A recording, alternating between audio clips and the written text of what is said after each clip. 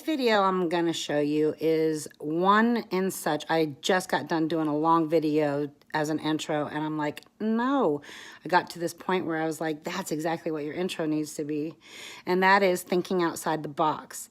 When you're stuck in a position like I am, I was just in an automobile accident at the end of March, and unfortunately, it's left me without a vehicle. It was not my fault. The accident was not my fault, but I have been left without a vehicle, and I live 13 miles out of town. And so I have some seedlings that I started in a propagation tray that are getting too large for the tray, and I need to transplant. And I wanted to transplant into like a peat pot or a jiffy pot, I think some people call them.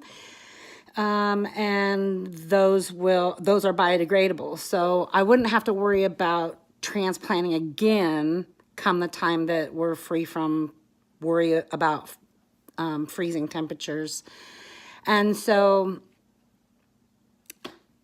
I was thinking to myself, how am I going to make my own pots at home since I can't go anywhere? I don't want to wait for them to come to me in the mail. And then I got to thinking, okay, so I'm a crafter. I constantly am creating different things, right? One of the things that I do is I design and make t-shirts with vinyl. And so here is a roll of my vinyl. This is heat transfer vinyl. Well, it comes on, there you can see I order from 651 Vinyl. They are amazing. Troy and the gang are the bomb. Anyway, so hello, this is usable. Water will get through the cardboard, or, well, I'll just show you. Anyway, so that's the tube with the vinyl. Here's the tube without. It is 12.5 inches in length. I don't even know how wide it is, but it doesn't matter. So what I did was I measured this from each end 4¼ inches and put a mark at both ends, okay? So then I would have equal amount or equal sizes once I cut it. They would all be exactly the same for the most part. I took them to my miter saw, cut them, put them in a tray, a black tray that's meant for seeds or seed starters. And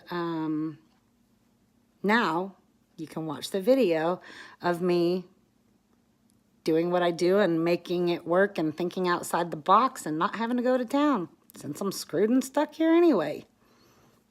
I hope you like it.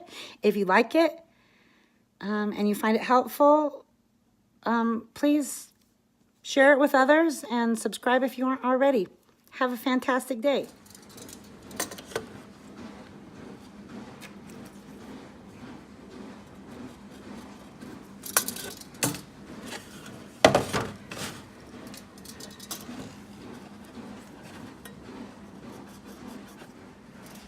I know that in this video it looks like my hand is super close to the blade, but it is not. I would never be not safe when I'm cutting with a miter saw. So just wanted to point that out.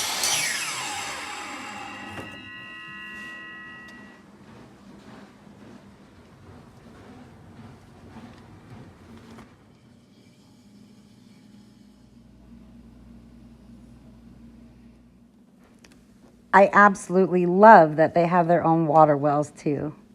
So it's very easy to water them. I can also water them from below and just fill up the tray, as there are no holes in the tray. But just to start, I went ahead and watered them with a watering can.